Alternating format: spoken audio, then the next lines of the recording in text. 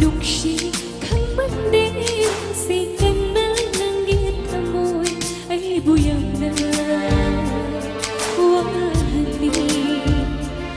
ay buyang na tatanawahani hau kraba thau dong sing yang sing la mam shilagi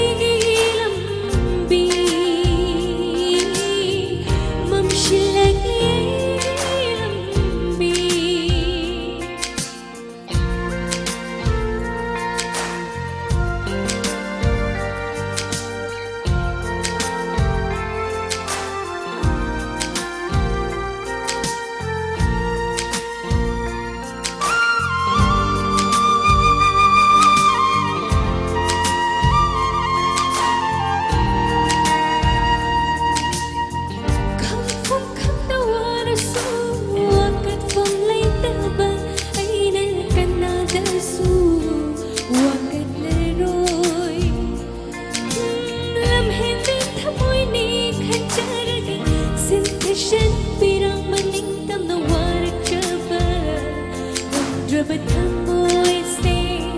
Buri kang ludama Nung si babu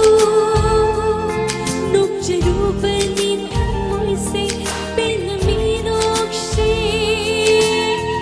Noyuhay na tamlang lamay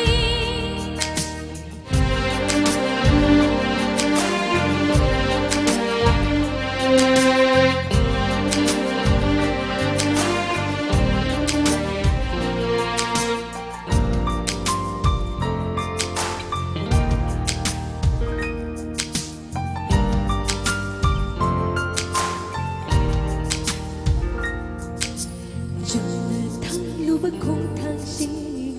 Uy dari nga si diting kang gilambi Diyang na tang lubag kong tangsing Uy dari nga si diting